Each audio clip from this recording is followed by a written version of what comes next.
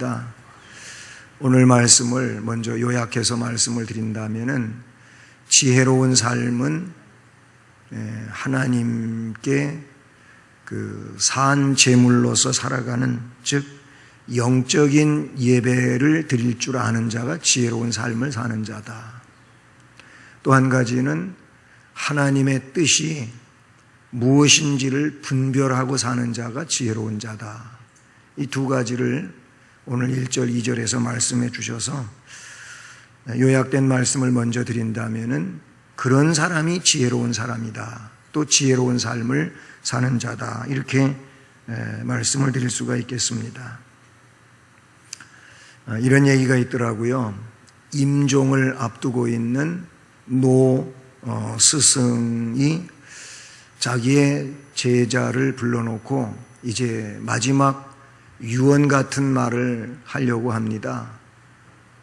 그 스승의 부름 앞에 온 제자는 뭔 대단한 이야기를 이제 마지막으로 해 주시려나 보다 하고 기다리고 있는데 이 스승께서 자기의 입을 쫙 벌리면서 제자에게 묻습니다. 야, 입 안에 뭐가 보이느냐? 물었어요. 그랬더니 이 제자의 말이 혀가 보입니다. 그렇게 말을 했어요. 다시 스승이 묻습니다. 혀만 보이고 이는 안 보이느냐? 치아는 안 보이느냐? 물었어요. 그랬더니 스승님은 치아가 다 빠져가지고 한 개도 남지 않아서 치아가 안 보입니다. 이렇게 대답을 했습니다. 그래서 또다시 스승이 물었습니다. 왜 이는 다 빠져버리고 혀는 그대로 남아있는지를 아느냐? 이렇게 물었어요. 그랬더니 또 이 제자가 그래도 지혜가 있어가지고 이는 뼈잖아요, 뼈. 이는 너무 강해가지고 다 빠지고 혀는 부들부들해서 안 빠진 것 같습니다. 이렇게 말을 했답니다. 그래. 대답을 제대로 했구나 하면서 이렇게 그에게 말했다고 합니다. 그렇다. 부드러움이 단단함을 이기는 것이다. 이것이 세상을 사는 지혜의 전부이니라. 이제 더 이상 너에게 가르쳐 줄 것이 없으니까 이빨처럼 딱딱하고 강하게 살지 말고 세상에 나가서 부드럽게 살아라. 그러면 너는 지혜로운 삶을 사는 자고 너의 삶은 실패하지 않는다. 그랬답니다. 딱딱한 거를 씹거나 해서 그거를 또 소화시키기 위해서 하는 이 이는 강하기는 해도 부서집니다. 빠집니다. 혀는 부들부들 해가지고 안 빠지는 겁니다. 물론 하나님이 혀를 빠지게 만드시지는 않았지만은 일리가 있는 얘기라 그런 얘기예요. 세상을 사는데 지혜로움은 이 강함이 아니라는 겁니다. 부드러움이라고 볼 수 있습니다. 이렇게 세상을 살아가는 데는 지혜가 필요한데 오늘 성경은 그 지혜로운 삶에 대해서 어떻게 얘기하느냐라는 겁니다. 말씀을 앞에서 결론적으로 드린 것처럼 영적인 예배를 드리는 삶이 지혜로운 삶입니다. 우리가 다 예배자이지 않습니까? 성경에도 예배자에 대해서 쭉 나오고 그래요. 그런데 구약 성경에도 신약 성경에도 이 영적인 예배를 드리지 않는 이런 사람들에 대해서 우리 주님은 거부하셨어요. 우리 하나님도 예언자를 통하여 구약에도 보면은 이 어리석은 예배자, 지혜롭지 못한 예배자, 그냥 형식적인 예배자, 영적인 예배가 아닌 형식적인 예배자를 우리 하나님은 거절하셨다 그런 얘기입니다. 우리 성경을 찾아보실까요? 먼저 이사야의 말씀을 찾습니다. 이사야 1장 11절로 13절. 이사야 1장 11절로 13절 같이 읽어보시겠습니다. 시작. 여호와께서 말씀하시되 너희의 무수한 재물이 내게 무엇이 유익하뇨? 나는 순양의 번제와 살찐 짐승의 기름을 배불렀고 나는 수송아지나 어린 양이나 순염소의 피를 기뻐하지 아니하노라. 너희가 내 앞에 보이러 오니 이것을 누가 너희에게 요구하였느냐? 내 마당만 밟을 뿐이니라. 헛된 재물을 다시 가져오지 말라. 분향은 내가 가증히 여기는 바요, 월삭과 안식일과 대회로 모이는 것도 그러하니 성회와 아울러 악을 행하는 것을 내가 견디지 못하겠노라. 아멘.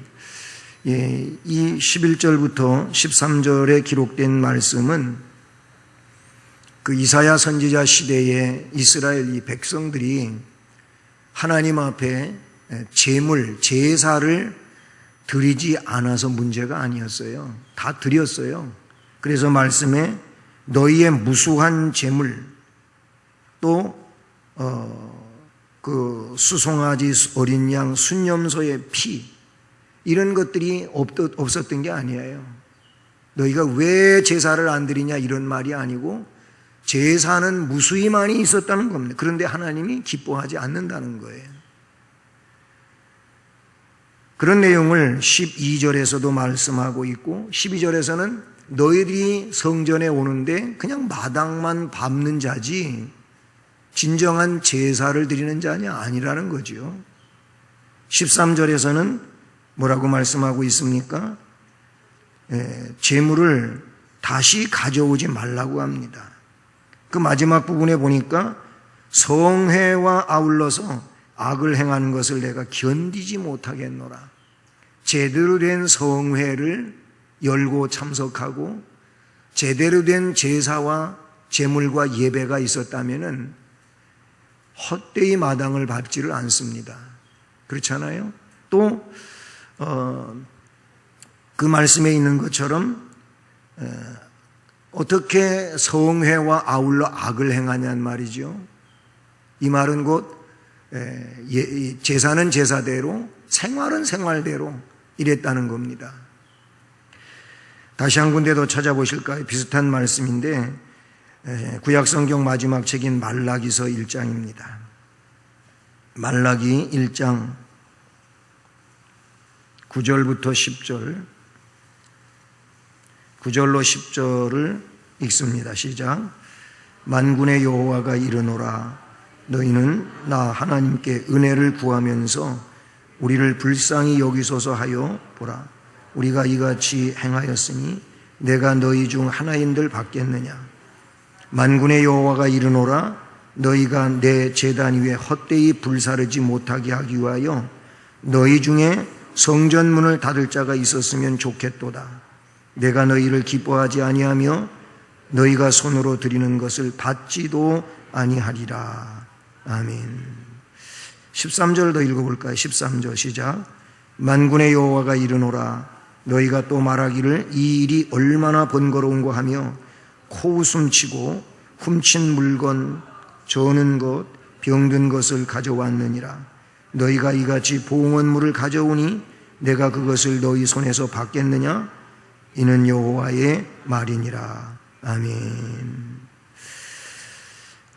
그 10절 말씀에 보니까 너희들이 제사 드리러 오지 못하게 누가 좀 성전 문 좀 닫았으면 좋겠다. 이 엄청난 얘기가 기록이 되고 있고요. 13절 말씀에는 너희들이 봉헌물을 드리면서 얼마나 이런 그 안식일 제도 아니면 성회 제도 이런 것이 우리를 번거롭게 만드느냐.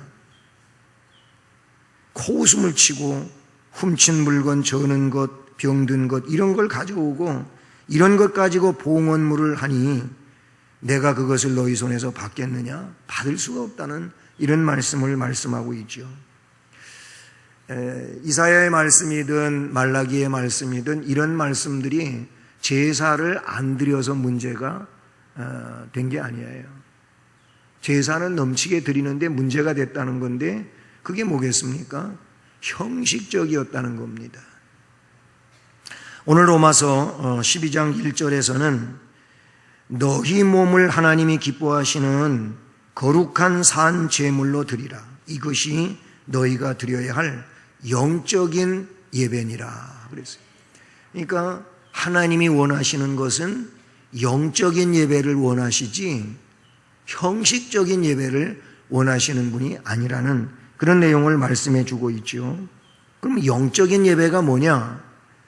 더 세분화해서 보게 되면은 1절 말씀에 있는 대로 몸을 산 제물로 라는 겁니다. 몸을 드리는 예배예요.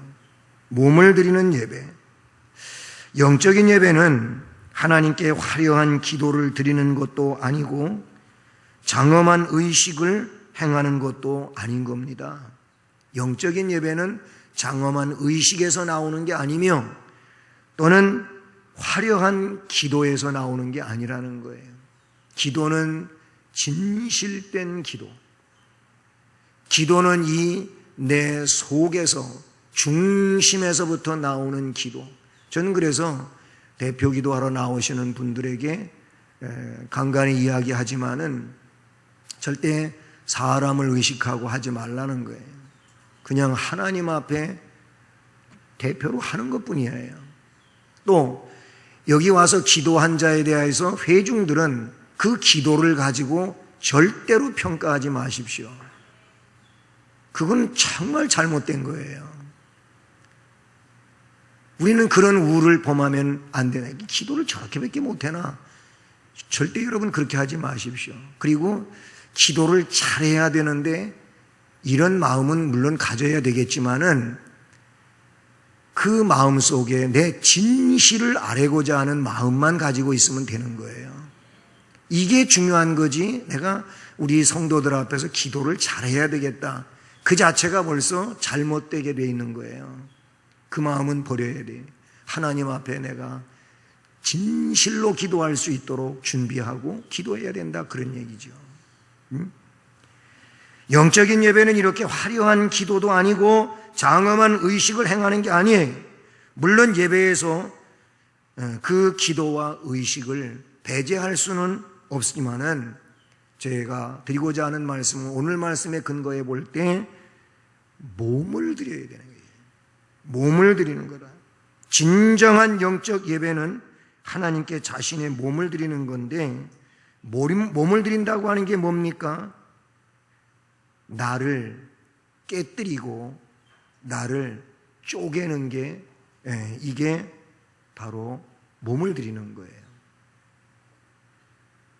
나를 깨고 나를 쪼갠다고 하는 말이 어디에서 우리가 이 말씀의 의미를 보게 되냐면은 창세기 15장에 보게 되면은 거기 하나님이 아브라함과 횃불 언약을 맺는 장면이 나옵니다.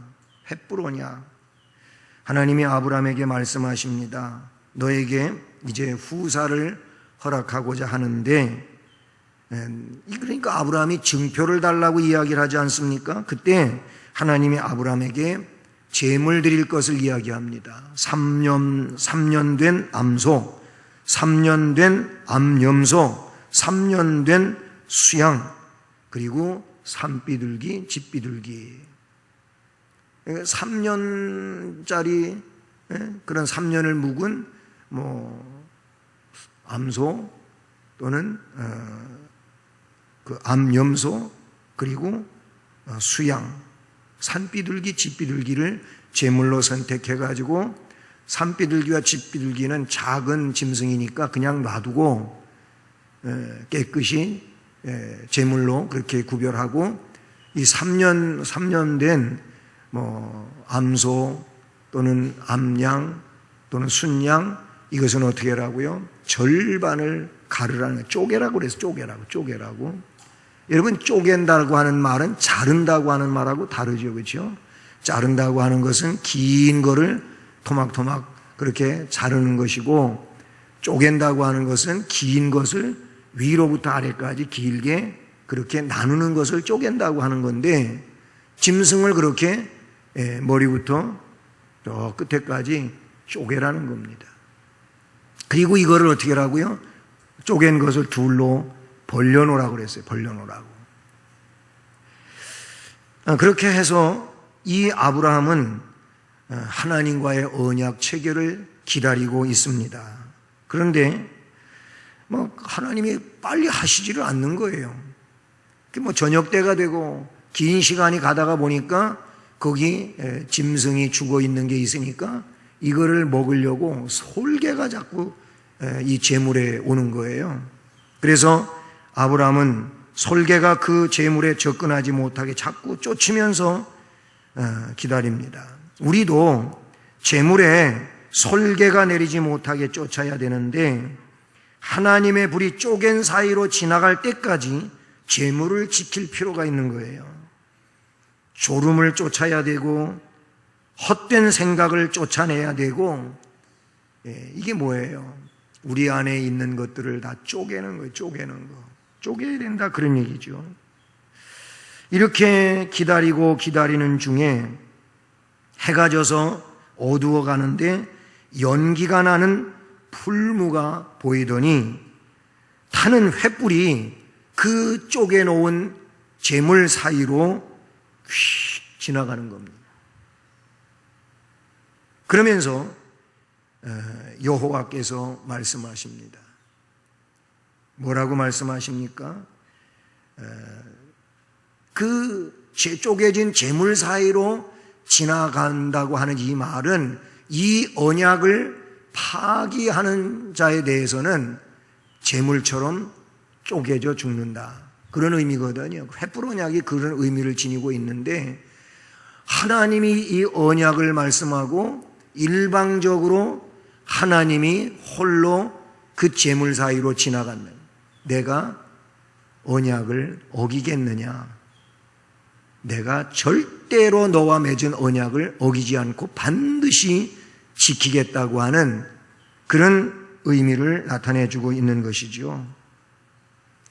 몸을 드린다고 하는 것은 나의 육을 쪼개는 헌신을 의미하는데, 그렇다고 우리가 재물처럼 우리 육신을 그대로 어떻게 문자대로 쪼개라고 하는 이런 의미의 이야기가 아니고, 나를 세상의 그 어떤 것과 결부되어 있는 것들이 있다면 이런 것들을 다 어떻게 해요? 잘라내야 되는 거예요. 그런 의미를 말하고 있는데, 그게 자신을 드리는 거라 그런 얘기예요. 그렇지 않으면 자신을 온전히 드릴 수가 없잖아요. 우리는 세상의 상황 속에 있는데 그런 것들로부터 나를 그렇게 구별시켜서 드리지 않는다면은 이게 온전히 자신을 드리는 일이 될 수가 없다고 볼 수밖에 없는 것이죠. 그러므로 나의 육을 쪼개고 횃불이 그 사이를 지나가게 하면서 하나님과의 약속을 반드시 지키겠습니다 하는 이 심정을 가지고 나를 드리는 게 곧 몸을 드리는 거다, 자신을 드리는 거다, 그렇게 말할 수 있는 것이죠.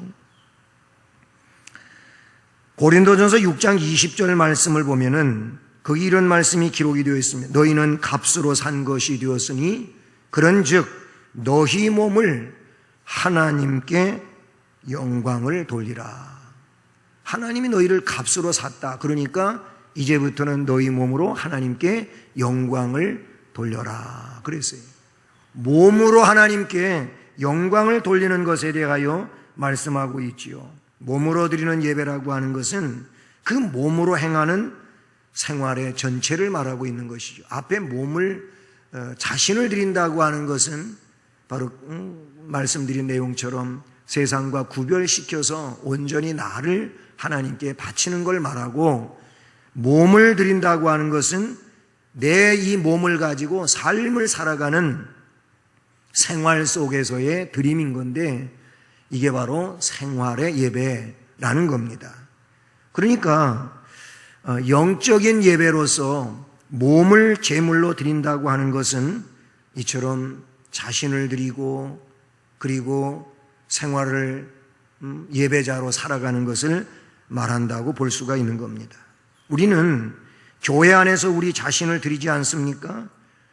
그러나 진정한 예배자라면 공장에서든 상점에서든 사무실에서든 학교에서든 아니 어떤 음식점에서든 하나님께 우리 자신을 온전히 드리는 것이 이게 온전한 예배자인 겁니다.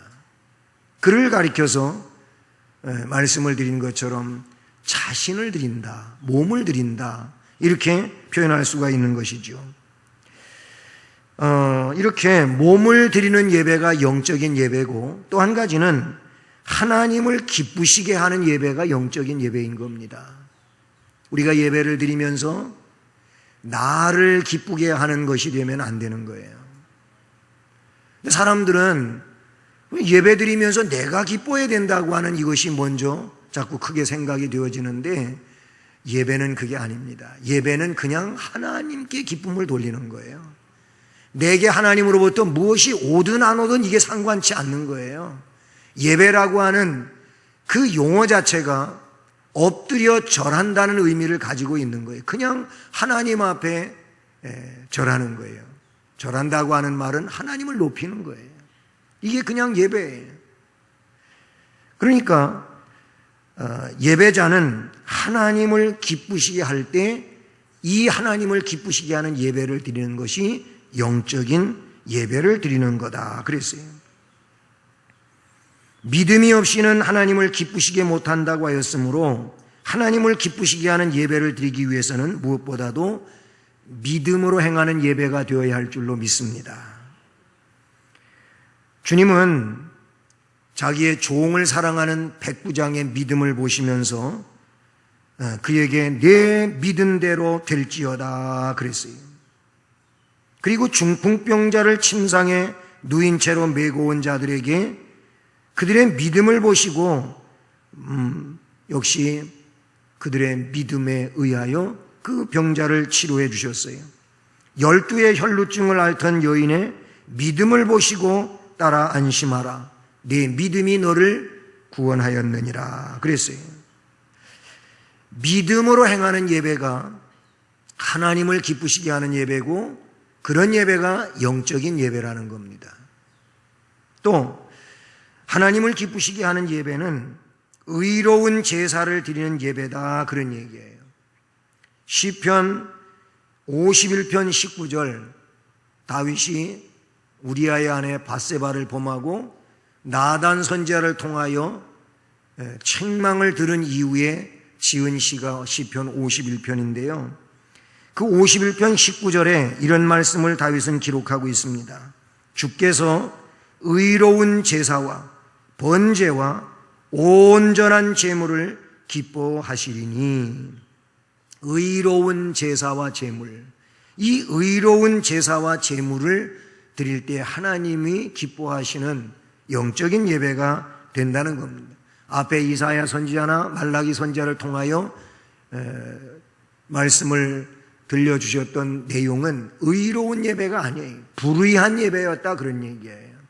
불의한 예배는 예배라 할지라도 하나님이 기뻐 받으시는 예배가 될 수 없다는 것이죠.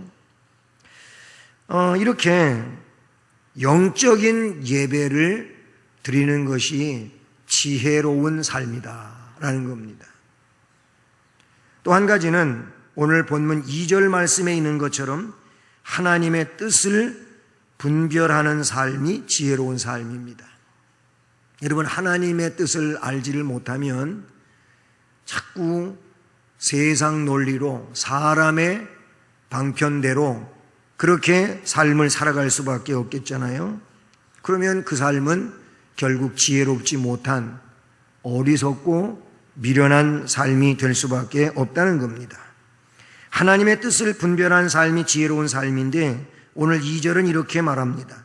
너희는 이 세대를 본받지 말고 오직 마음을 새롭게 함으로 변화를 받아 하나님의 선하시고 기뻐하시고 온전한 뜻이 무엇인지 분별하도록 하라. 아멘.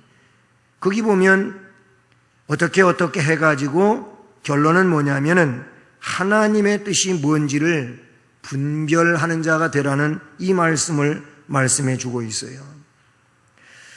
자, 우선 2절에 보면은 세대를 본받지 않는 삶이 결국 하나님의 뜻을 분별하는 삶의 내용 방향으로 갈 수 있는 겁니다. 시대 혹은 세대, 그 시대나 그 세대나 하나님의 역사에 역행되는 일들이 있지 않습니까? 그거를 성도들은 뭐예요? 본받지를 말아야 된다는 겁니다. 세대를 본받게 되면은 결국 그 세대에 사람들과 동일한 선상에 놓이게 된다는 것이죠. 신앙의 사람들은 어느 세대 가운데 있든지 그 세대 속에서 구별이 돼 있어야 되는 거예요. 구별이 돼 있어야 되는 거예요. 그래서 신앙생활이 쉬운 게 아닌 겁니다. 그 시대 속에서 하나님의 뜻을 따라서 분별 있는 삶을 살아가기 때문에 좁은 길인 거예요. 좁은 문이 되는 거예요. 그것이 곧 세대를 본받지 않는 삶이다, 그런 얘기예요. 에베소서 4장 22절로 24절에 보면은 거기는 이렇게 기록하고 있습니다. 너희는 유혹의 욕심을 따라 썩어져가는 구습을 따르는 옛사람을 벗어버리고, 이게 세대의 삶이거든요. 욕심을 따라, 유혹의 욕심을 따라 썩어져가는 구습을 쫓아가는 것이 세대의 삶이란 말이에요. 그런데 그 세대의 삶을 에베소서에서는 벗어버리라는 겁니다. 옛사람을 벗어버리라고 했고, 오직 너희의 심령이 새롭게 돼서 하나님을 따라 의와 진리의 거룩함으로 지으심을 받은 새 사람을 입으라. 아멘. 거기에 새롭게 되라 그랬어요. 새롭게 되라는 거예요. 심령이 새롭게 돼가지고 새 사람을 입은 자로 살아가라. 이게 뭐예요? 세대를 본받지 않는 이런 사람인 줄로 믿습니다. 그리고 또 하나는 오직 마음을 새롭게 해야 된다, 그런 얘기예요. 마음을 날마다 새 마음을 가져야 돼요. 그 새 마음 뭐예요? 하나님께 새롭게 다가가는 심정으로 그렇게 마음을 가지라는 겁니다. 맨날 똑같은 날이라고 그냥 그렇게 어제나 오늘이 뭐 별반 다르냐 이런 식으로 사는 게 아니고, 우리는 항상 새로운 마음으로, 항상 새로운 마음으로 하나님 앞에 새 것을 드리고자 하는 이 마음으로 그렇게 살라는 겁니다. 마음을 새롭게 하는 삶은 생각을 새롭게 하는 거예요. 생각을 새롭게 해야 되는 거예요. 또 마음을 새롭게 한다고 하는 것은 우주관을 새롭게 하는 거예요. 또 마음을 새롭게 한다고 하는 것은 인생관을 새롭게 하는 거예요. 또한 마음을 새롭게 한다고 하는 것은 생사관을 새롭게 하는 거예요. 살든지 죽든지 그 내용에 있어서 새 마음을 가지고 나아가는 것, 이것이 새롭게 하는 일이 되는 줄로 믿습니다. 또 한 가지는 뭡니까? 그렇게 해서 어떻게 하라고? 새롭게 함으로 변화를 일으키라는 거잖아요. 세대를 본받지 말고 마음을 새롭게 하여 변화를 받아. 변화가 일어나야 돼요. 항상 변화가 일어나야 해요. 변화는 변질과 변화가 다르잖아요. 변질은 질이 떨어지는 게 변질이고, 변화는 뭐예요? 보다 쓸모있게, 새롭게, 아름답게, 좋게, 잘 되는 이런 쪽으로 가는 것이 변화라 그래요. 그게 변화예요. 그렇게 변화를 일으키라고 말씀해 주고 있습니다. 우리는 변화하는 일에 있어서 주저하는 일들이 너무나도 많이 있지 않습니까? 우리는 영적으로 새롭게 돼야 돼요. 그래가지고 변화를 받아야 돼요. 그래야 하나님의 선하신 뜻, 기뻐하시는 뜻, 온전한 뜻을 분별할 수 있는 자가 되는 줄로 믿습니다. 세대를 본받아가는 자는 하나님의 뜻을 분별할 수가 없어요. 그러니까 이게 영적으로 좋은 건지 안 좋은 건지, 이렇게 하면은 어떤 문제가 발생되는지 이게 도대체 감을 못 잡고 그냥 마음대로 하다 보니까 영적으로 실패하고 실수하고 또 문제가 심각해지는 이런 일들이 있어요. 그래서 낙심하고 좌절하고 하지 않습니까? 세대를 본받지 않을 때 하나님의 뜻을 분별할 수가 있어요. 그런가 하면 마음을 새롭게 할 때 하나님의 뜻을 분별할 수가 있어요. 변화를 일으키는 사람이 하나님의 선하시고 기뻐하시고 온전하신 뜻을 분별할 수 있게 되는 줄로 믿습니다. 이 지혜로운 삶이라는 겁니다. 아무리 지혜롭다고 본인이 이야기한다 할지라도 하나님의 선하시고 기뻐하시고 온전한 뜻을 분별하지 못하고 살면은 그 사람의 삶은 지혜로운 삶이 아닙니다. 어리석은 삶이 될 수밖에 없는 겁니다. 이 시대에 진정 하나님 백성으로서 귀한 일은 지혜로운 삶을 사는 겁니다. 지혜로운 삶은 오늘 말씀에 두 가지라 그랬습니다. 하나는 영적인 예배를 드리는 것, 또 하나는 하나님의 뜻을 분별하는 것. 이게 지혜로운 자의 삶이에요. 또 한 주간을 살아가며 우리의 인생을 살아갈 때 영적인 예배자 되기를 바랍니다. 그리고 하나님의 뜻을 분별하고 사는 이런 은혜자가 되기를 간절히 바랍니다. 여러분 꼭 이런 믿음으로 앞날을 살고 주님 앞에 영광 돌리는 은혜자 되기를 간절히 소원합니다. 기도하시겠습니다. 사랑의 하나님 아버지,